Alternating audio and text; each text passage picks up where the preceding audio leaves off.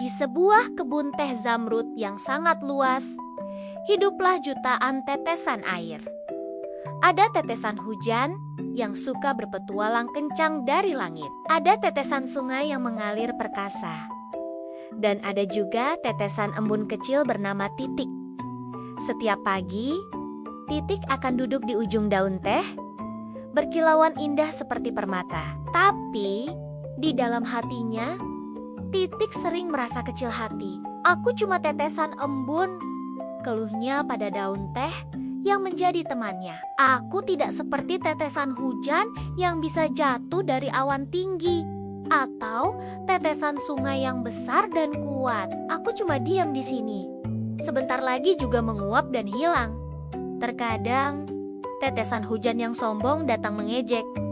Hei embun, kamu itu cuma sisa air tahu. Kamu tidak penting. Kapan kamu pernah menolong kebun ini? Mendengar itu, Titik semakin sedih. Ia merasa perannya sangat tidak berarti dibandingkan tetesan air lainnya. Ia pun bermimpi untuk bisa melakukan sesuatu yang besar dan penting.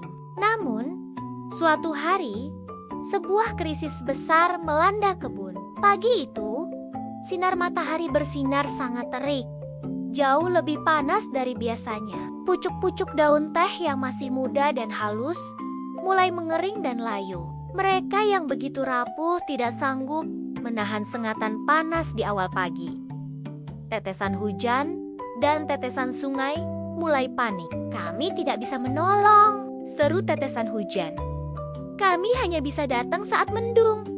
Sekarang, langit masih sangat cerah. Kami juga tidak bisa, sahut tetesan sungai dari bawah. Air kami mengalir di bawah. Kami tidak bisa naik sampai ke ujung pucuk daun teh yang kering itu. Semua tampak putus asa. Pucuk-pucuk daun adalah hasil panen terbaik di kebun itu. Dan jika mereka layu, petani pasti akan sangat sedih. Tiba-tiba, daun teh yang bijak berkata dengan tenang, "Tunggu, ada yang bisa membantu." Tetesan embun. Semua tetesan air terdiam. Kebingungan. Embun? Kenapa dia? Tanya mereka heran. Ya, kata daun teh, hanya tetesan embun yang sudah ada di sini sejak tadi malam. Kalian semua sudah berada di tempat yang paling dibutuhkan. Mendengar itu, Titik, si tetesan embun yang kecil, terkejut. Hah? Yang benar saja, aku membantu. Mama embun yang bijak mendekatinya dan berkata, "Titik, kamu memang tidak besar, tapi kamu ada di tempat yang tepat dan pada waktu yang tepat. Sekarang, cepatlah meresap." Titik pun mengumpulkan semua keberaniannya. Ia berhenti merasa malu karena ukurannya yang kecil. Ia fokus pada tugasnya. Dengan perlahan, Titik mulai meresap ke dalam pori-pori pucuk daun teh yang rapuh dan mulai kering itu. Air kecil dari tubuhnya memberikan kelembapan instan dari dalam, mendinginkan pucuk daun yang hampir terbakar sinar matahari. Melihat Titik, satu persatu, semua tetesan embun lainnya melakukan hal yang sama. Mereka meresap ke dalam pukuk-pukuk daun yang layu di sekitar mereka. Dan sebuah keajaiban terjadi. Pucuk-pucuk daun yang tadinya terkulai kini kembali tegak dan segar.